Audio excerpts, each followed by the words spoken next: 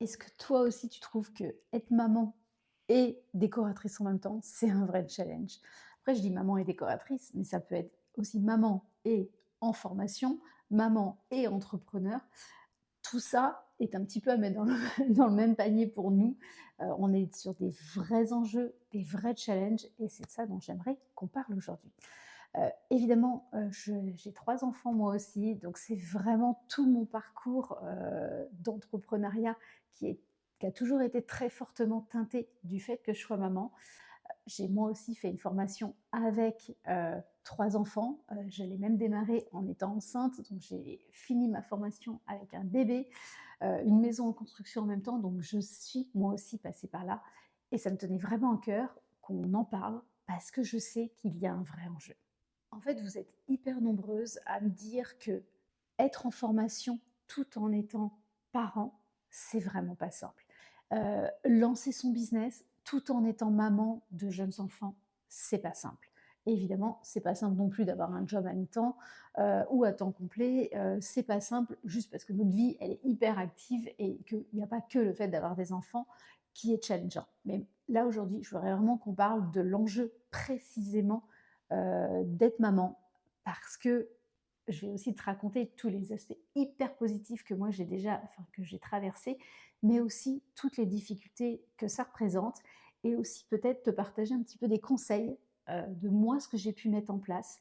Ça fait ouais, ça va faire 16 ans maintenant que j'avais lancé ma formation et que forcément en 16 années, avec des enfants en bas âge et puis aujourd'hui des ados, il y a plein de choses que j'ai dû mettre en place avec des hauts, avec des bas, et c'est de ça dont on va parler. Au fond, si on veut se dire vraiment les choses, je pense que la difficulté numéro un pour nous mamans, c'est de nous mettre en priorité. C'est de mettre notre formation en priorité, c'est de mettre après notre activité en priorité, et c'est de nous mettre nous en priorité. Et ça, c'est particulièrement difficile. C'est difficile parce que on est des femmes, parce qu'on a une charge mentale, on va pas se mentir, qui est quand même très grande. Il y a beaucoup de choses dans l'équilibre de la maison qui repose sur nos épaules. Fort heureusement, nos hommes ont beaucoup, beaucoup changé depuis quelques générations. Heureusement que mon conjoint ne se comporte pas comme mon grand-père se comportait, parce que ça serait juste un cauchemar. Et surtout, je ne suis pas du tout comme ma grand-mère, mais on a encore plus de choses sur nos épaules. Et on a aussi ce poids de nos éducations parfois où on n'a pas été élevé en mode working girl. On n'a pas été élevé comme ça. Moi, j'ai été élevée avec des parents, enfin surtout une maman qui me répétait que bah, sois prof parce que ça va te laisser beaucoup de temps avec tes enfants, parce que tu vas pouvoir soutenir ton mari dans sa carrière. Donc j'ai été élevée sans autorisation en fait à être entrepreneur et à me consacrer à 100% à mon métier. J'ai été élevée où on m'a dit cherche un métier qui va être un équilibre positif pour ta famille. Et aussi ton mari, c'était un tout petit peu le message sous-jacent. Et en fait, j'ai grandi en me disant, il faut d'abord que je prenne soin de mon mari, de ma famille, et éventuellement après que je me réalise. Évidemment, aujourd'hui, c'est pas du tout ce que je crois moi. Je pense qu'on peut tout mener de front, bien évidemment. Non pas que ce soit simple, alors carrément pas, mais par contre avec certaines règles du jeu, avec certaines limites qu'on peut venir poser, une certaine façon de s'affirmer, je pense qu'il y a plein de choses qu'on peut réussir avec toute notre puissance de femme. Je vais quand même te partager quelques petits hacks, quelques petits tips, quelques petits conseils que moi j'ai pu mettre en place et qui globalement ont quand même super bien fonctionné. Un truc qui a toujours bien marché, et ça côté formation, quand j'étais en formation, mais aussi en tant que décoratrice en activité, c'est de mettre dans mon agenda les moments où je ne voulais pas être dérangée, où je travaillais sur mes projets ou alors où j'étais en formation. Et en fait, tout le monde était au courant. Alors, moi la première, ça veut dire que quand je me disais que les mardis matins, j'étais sur ma formation, ça voulait dire d'abord pour moi, non, c'est pas le moment pour faire des machines, c'est pas des moments pour vider le lave-vaisselle, c'est pas des moments pour appeler tel ami, appeler ma mère, euh, gérer des trucs du quotidien. C'était des moments où plus rien n'existait à part ma formation. Tout le monde était au courant. les enfants ont toujours été au courant. Quand ils étaient petits, c'était aussi marqué sur le frigo, par exemple. Ils avaient des moments où ils savaient qu'ils ne pouvaient pas me déranger. Mon conjoint était au courant. Donc ça voulait dire qu'il savait qu'il ne pouvait pas m'appeler à tout moment parce que là, fondamentalement, j'étais, deep work sur ma formation. C'était aussi des messages que j'ai passés à mes amis, non, on ne peut plus m'appeler à n'importe quel moment.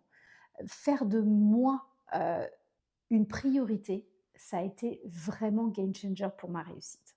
Évidemment, il y a eu des enjeux énormes dans le sens où je n'arrivais pas à travailler très, très longtemps d'affilée. Je pouvais souvent travailler que par petits blocs d'heures, donc 1 heure, 2 heures maximum, soit pendant une sieste, soit pendant, un moment où ils étaient à l'école, et cetera.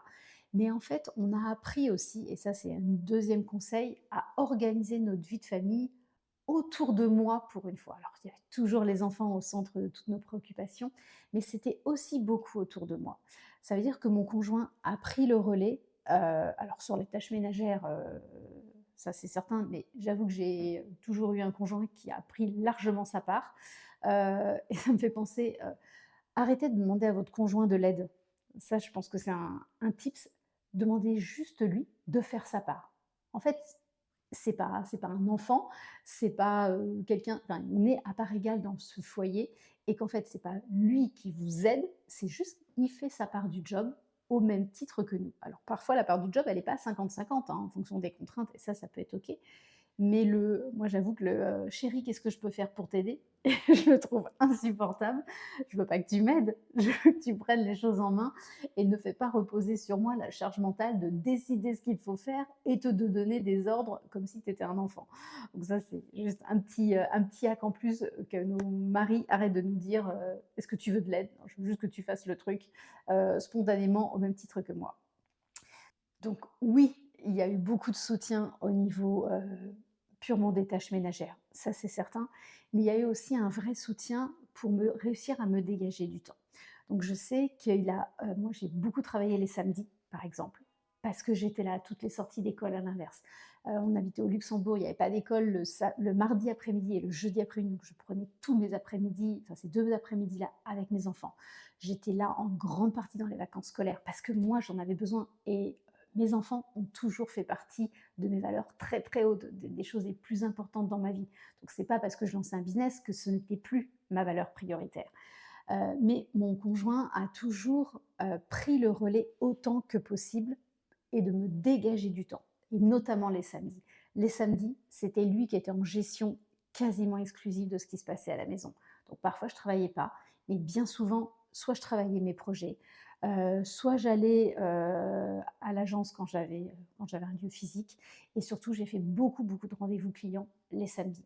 J'avoue que ça plaisait énormément à mes clients qui, eux, ne travaillaient pas à ce moment-là, donc ils me trouvaient très disponible. Mais la vérité, c'est que oui, je faisais ça pour eux, mais je faisais surtout ça pour moi. Parce que j'étais hyper sereine. Je savais mes 3 loulous avec leur papa, j'avais une sérénité absolue, j'étais libre, c'était des moments que j'avais pour moi, sans arrière-pensée de ce que je pouvais faire. Donc, je dis pas qu'il faut forcément faire ça, mais en tout cas, que tu viennes chercher une organisation familiale qui vient te soutenir. Moi, c'est beaucoup passé par les samedis, mais encore une fois, il y a plein d'autres façons de faire. Il y a eu aussi beaucoup, leur papa prenait en charge les fins de journée. Il est rentré pour donner le bain.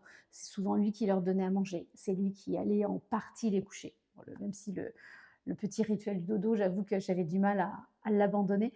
Mais voilà, il y avait des moments comme ça où il prenait le relais. Il pouvait prendre le relais aussi le matin, au petit déjeuner. Donc c'était juste une organisation familiale, c'était juste un accord entre nous deux, et selon les besoins aussi vitaux de nos enfants, ça c'est certain. Mais à partir du moment où tu mets en place un agenda familial, une organisation euh, positive, équilibrée, épanouissante pour tout le monde, il y a quelque chose qui fonctionne beaucoup mieux. Un autre truc qui fonctionne très très bien aussi, et là j'avoue que j'ai pas toujours été très bonne, mais c'est de savoir déléguer. Alors de savoir déléguer à nos conjoints, je repense encore à lui parce que je dois avouer que c'est quand même, quand on a la chance d'être en couple, quelque chose qui soutient énormément, que tout ne repose pas sur nos épaules, et big up aux mamans solo parce que je pense que c'est vraiment un challenge supplémentaire. Ça vous donne inconsidérablement une force démesurée, mais n'empêche que je pense qu'il y a un petit enjeu supplémentaire.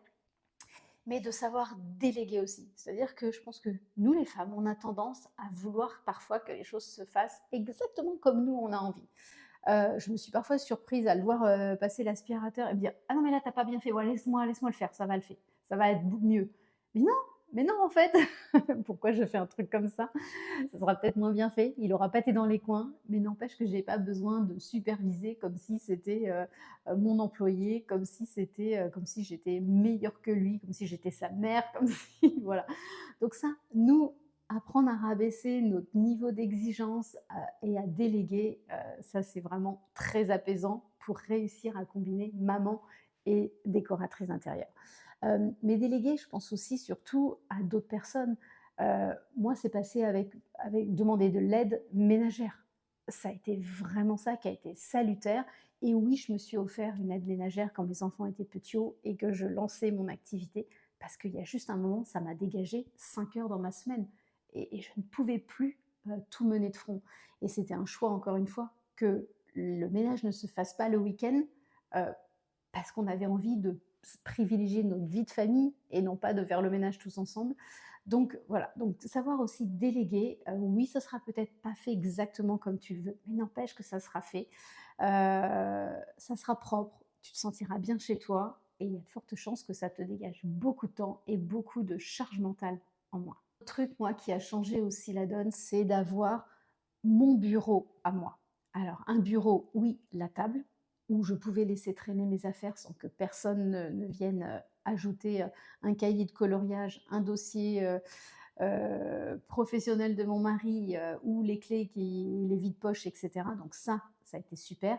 Mais le maximum a été quand j'ai une pièce à moi. Donc là, je pouvais fermer. J'avais tout organisé, j'avais ma matériothèque, j'avais mes armoires, mes documents, et personne n'avait le droit de venir envahir ce territoire-là. Donc si tu as la chance de créer chez toi un espace bureau, franchement, vas-y. Euh, il y a une dimension physique, bien sûr, où on a notre espace, mais il y a aussi une dimension psychologique. Ça, c'est mon lieu de travail. Et non, je ne suis pas à la maison pour enfiler des perles, je travaille fondamentalement, foncièrement, et c'est ça mon espace qui représente mon lieu de travail. Il y a une dimension psychologique à ça. C'est qu'à un moment, physiquement, notre métier est représenté par un espace physique. Voilà, on n'a pas forcément de boutique, on n'a pas forcément de showroom, on ne va pas à l'extérieur, mais il y a un espace dans la maison qui matérialise vraiment notre business. Et ça, franchement, c'est hyper important. Autre petit conseil qui est quand même très cool, c'est d'essayer d'éviter le multitasking. Multitasking, c'est plein de choses. C'est de laisser le téléphone, alors laisser le téléphone allumé, j'allais dire, si je sais que la maman Antoine ne va pas être capable d'éteindre son téléphone, je ne le suis toujours pas alors que j'ai des ados, mais mon téléphone est toujours allumé, on ne sait jamais au cas où quelqu'un aurait besoin de moi. Mais par contre, en tout cas, de couper les notifications des réseaux sociaux, de couper peut-être certains messengers, certains WhatsApp, etc. Si on nous appelle, voilà, si l'école t'appelle, comment elle t'appelle? Si elle t'appelle au téléphone, ça veut dire que tu n'as pas besoin de notifications de WhatsApp, d'Instagram et tout ça. Donc forcément, il faut savoir qu'en fait, dès qu'on a un élément qui nous déconnecte de la tâche qu'on est en train de faire, il nous faut longtemps pour réussir à nous reconnecter. Et tout ça, c'est une perte de temps, c'est une perte d'énergie. Donc il faut bien mieux être en mode juste une tâche, faire des pauses toutes les 20 minutes pour checker si tu as besoin de certaines notifications, etc. Mais par contre, quand tu travailles, de te mettre dans ta bulle et tu vas gagner du temps, tu vas être plus efficace et ça va être bénéfique pour ton énergie et pour les autres, bien évidemment. J'ai envie de te partager aussi une petite histoire qui a été vraiment très cool et mes enfants m'en parlent toujours aujourd'hui. Pour info, mes enfants ont 20, 18 et 15 ans, donc ils sont grands, mais ils me parlent toujours de quand ils étaient enfants, quand j'étais en voiture et que je recevais un appel client ou un appel fournisseur, un appel artisan. On avait un code où je leur faisais signe de se taire, parce qu'en fait j'étais en haut-parleur dans la voiture, en main libre évidemment, et en fait, c'était des moments qu'ils respectaient. C'était des moments où on entendait les mouches voler dans la voiture, où aucun d'entre eux ne venait me poser des questions. C'est pas des moments où ils se disputaient. C'est pas des moments où ils venaient me provoquer. Et en fait, j'avais réussi à créer cette complicité avec les enfants de venez me soutenir. J'ai besoin de vous là, à ce moment-là. Et c'est rigolo de voir que, donc l'aîné a 20 ans, hein, donc pour lui, ça fait 15 ans qu'on avait mis ça en place. Et c'est rigolo de voir que mes ados, jeunes adultes, sont toujours très complices, très fiers de ces moments où ils me disent: «Tu te souviens maman, comme à ces moments-là, on disait rien, on avait nos codes entre nous, on savait avec un pouce, avec des choses, tu savais nous dire qu'on pouvait se remettre à parler» et cetera. Donc voilà, je trouve que ne minimise pas aussi la complicité et l'adhésion que tu es capable de créer avec tes enfants sur le fait de valider ton business. Je faisais aussi beaucoup valider de choses avec mes enfants, notamment mes planches d'ambiance. Évidemment qu'au fond, je ne pense pas que j'avais vraiment besoin de leur validation, quoique des fois leur petit regard naïf d'enfant qui ne s'encombrait pas de plein de choses était hyper bénéfique pour mon business, mais surtout c'était une façon de leur montrer ce que je faisais, de leur raconter mon métier. Et plus ils avaient accès au sens de ce que je faisais, pourquoi je le faisais, pourquoi c'était important pour moi, plus ils le respectaient. Et alors j'avoue que j'ai pas toujours été très bonne, hein, des fois je leur disais: «Oui, j'arrive dans 5 minutes» et puis un quart d'heure plus tard, j'étais jamais là, ça ils ont su me le dire à certains moments. Mais globalement, quand je leur montrais ce que j'avais à faire et qui pouvait me déranger quand ça serait fini, c'est quelque chose qu'ils ont respecté, vraiment. Et donc de faire naître avec tes enfants cette complicité, de les impliquer sur ce que tu fais, de leur montrer comment tu fais des plans, de leur montrer comment faire des planches d'ambiance, leur montrer les couleurs, leur montrer plein de choses, leur donner le nom de tes clients. Je sais, moi, par exemple, que mes enfants connaissaient le nom de mes clients. Donc, ils connaissaient les noms de famille, les prénoms, les projets. Et en fait, à chaque fois que je parlais d'un projet, ils raccrochaient à chaque fois. Comme aujourd'hui, mes enfants connaissent le prénom de mes élèves. C'est très rigolo. En fait, que maintenant, aujourd'hui, si tu es membre du mastermind ou si tu es une élève de la formation, il y a fort à parier que mes enfants connaissent ton prénom.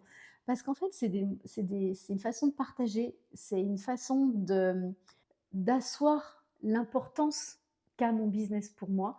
Et ça, c'est un petit tip que je peux te donner. Raconte même à des enfants en bas âge, ils comprennent beaucoup plus que ce qu'on veut bien croire.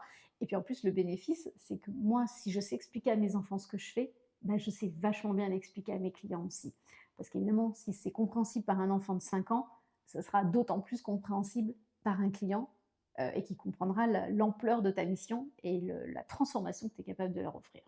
Et puis, tu vois, moi, ce qui a toujours été important aussi, c'est pour trouver cet équilibre maman décoratrice, ça a été aussi de toujours me raccrocher à mes valeurs profondes.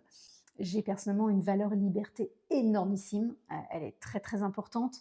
Et en fait, j'ai toujours trouvé que le fait d'être entrepreneur me permettait d'atteindre cette valeur très forte en moi de liberté, parce qu'en fait, ça me permettait d'organiser mon agenda comme je le voulais.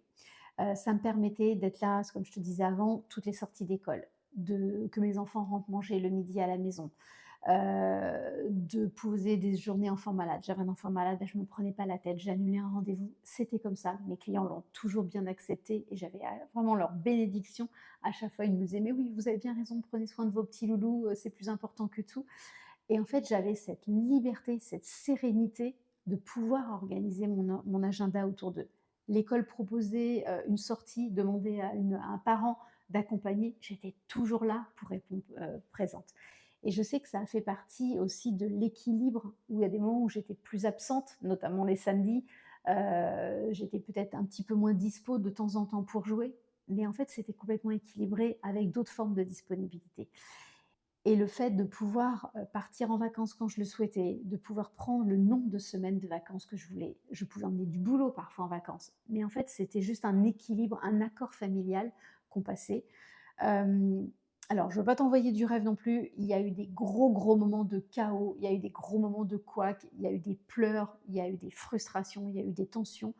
Parce que ça, c'est bien beau sur le papier, mais en fait, nos enfants changent, nos enfants grandissent, le conjoint a aussi ses propres préoccupations, ses propres formes de stress, et que des fois, ça ne fait pas toujours très bon ménage, on ne va pas se mentir, mais globalement, c'est juste des curseurs qu'on bouge en permanence, et plus on arrive à communiquer là-dessus, plus chacun exprime ses besoins. Moi, évidemment, leur papa, et mes enfants, plus j'ai réussi à m'adapter au fur et à mesure. Et en fait, mon business a en permanence évolué en fonction de mes enfants. C'est-à-dire quand ils étaient petits, au tout démarrage, je travaillais que 2 jours par semaine à peu près. Parce qu'il était pour moi hors de question que mon enfant de 2 ans, ma petite dernière, soit plus que 2 jours à la crèche. C'était pas du tout ce que je souhaitais. Donc j'ai démarré plus doucement mon business, juste pour avoir cet équilibre qui me semblait à l'époque épanouissant pour moi et pour eux. Et puis, bah, tout ça a évolué au fur et à mesure. Donc, j'ai rajouté un petit peu de temps. Ils ont mangé un midi en plus à la cantine. Je venais les chercher un petit peu plus tard, après l'école. Il y avait une maison relais, ce qu'on appelait au Luxembourg, donc il restait 1 heure de plus parfois à la maison relais. Après, c'est d'autres mamans qui les récupéraient au bus. Moi, je pouvais rentrer, à 5 heures au lieu de 4 heures. Des choses comme ça, et ça s'est fait progressivement. Et je me dis qu'en fait, le fait de me raccrocher à mes valeurs profondes de oui, je veux être maman, mais oui, je veux cette liberté, ça a toujours porté mon business. Parce que le fait d'avoir été à l'écoute de ça m'a permis de réussir à trouver les meilleures réponses pour moi. Un truc aussi qui fait, je sais pourquoi j'avais besoin de travailler, d'être entrepreneur, et précisément entrepreneur, tout en étant maman, c'est, je me disais, quel message j'envoie à mes enfants qui sont des futurs adultes. En fait, quel exemple je veux leur donner. En fait, alors j'ai un fils et 2 filles. euh, Quel homme j'ai envie de construire, enfin, quel homme je voudrais que soit mon fils plus tard. Qu'est-ce que je veux lui montrer comme schéma familial? Qu'est-ce que je veux lui montrer sur le fait qu'une femme soit capable de faire et l'ambition de faire. Mes filles, c'est pareil. J'ai ma fille aînée qui me dit toujours, moi, je suis une femme forte et indépendante. Ouais, bah, effectivement, ma chérie, tu as tout à fait le droit de l'être. Et je me dis que ça, c'est quand même toujours un peu les vertus de l'exemple, de se dire si nos enfants nous ont vus avoir envie de penser à nous, avoir envie de nous réaliser, avoir envie d'être à l'écoute de nos besoins profonds, respecter nos valeurs, oser faire des choses, alors que ça peut être un vrai bazar en même temps à côté. Je suis convaincue qu'on construit des adultes qui s'autoriseront aussi à atteindre leurs rêves. Alors encore une fois, on n'a pas tous et toutes les mêmes envies, les mêmes valeurs, et c'est 1000 fois OK, mais en fait, autorise-toi à faire vivre ça, parce qu'en fait, plus tard, moi, je crois que tes enfants s'autoriseront aussi à être à l'écoute de leurs propres besoins. Et moi, j'avais pas envie de montrer cette image de maman frustrée, insatisfaite, agacée, qui passe à côté de sa vie, qui n'ose pas, etc. C'était tellement fort en moi de vouloir leur montrer que tout est possible, on peut tout faire, on a le droit de demander de l'aide, on a le droit de merder à certains moments. Euh, on a besoin d'être en binôme avec leur papa, ou au contraire, c'est compliqué entre nous en ce moment parce que on a des changements de situation et ça merdouille aussi. J'avais envie de leur montrer toute cette palette de la vraie vie et de leur montrer que ouais, on baisse pas les bras, on y va coûte que coûte. Je voulais vraiment te dire que l'entrepreneuriat, le fait d'être décoratrice d'intérieur est hyper compatible avec le fait d'être maman parce que tu es 100% libre. Le risque est que tu deviennes ton pire bourreau, ton pire patron. Donc forcément, il faut mettre des garde-fous, il faut mettre des limites à notre propre comportement, à ne pas trop travailler à certains moments, parce que moi je me suis vue assez boulimique aussi de travail tellement j'étais animée par ça. Euh, et à l'inverse, ne pas nous faire passer en dernier plan avant conjoint, amis, parents, enfants, etc. Donc, c'est pas simple. Oui, il y aura des moments de frustration, de crise, de pleurs, d'agacement, etc. Mais pour de vrai, c'est très très compatible parce que tu peux euh, faire des choix, mettre en avant tous tes choix personnels, toutes tes valeurs personnelles et que ton business suive. Et parfois, c'est l'inverse. C'est ton business qui va être le premier et les choix personnels vont suivre derrière, les valeurs personnelles. Donc, moi, je suis convaincue que c'est hyper compatible. Justement, le fait d'être entrepreneur vient soutenir, booster notre vie perso. Et notre vie perso vient aussi soutenir notre business. Donc, il y a quelque chose de très vaste communicant, de très enrichissant dans les deux sens. Donc, il y a un équilibre à trouver. Encore une fois, je te garantis que parfois tu l'auras ton équilibre, et parfois ça va être un gros joyeux bazar, mais c'est possible. C'est possible, il n'y a aucun doute là-dessus. Beaucoup de communication, des règles du jeu, des garde-fous pour ne pas s'oublier en cours de route. Mais mon meilleur conseil, c'est priorise-toi, priorise tes envies, priorise ton projet. Euh, Fais-en une complicité avec les gens qui t'entourent, qui vivent avec toi. Et je te promets qu'il y a quelque chose d'hyper épanouissant qui peut sortir de tout ça. Donc vraiment, si tu veux en parler davantage, tu peux réserver un appel consulting. On peut voir ensemble comment trouver cet équilibre pour que ton rêve puisse vraiment être atteint.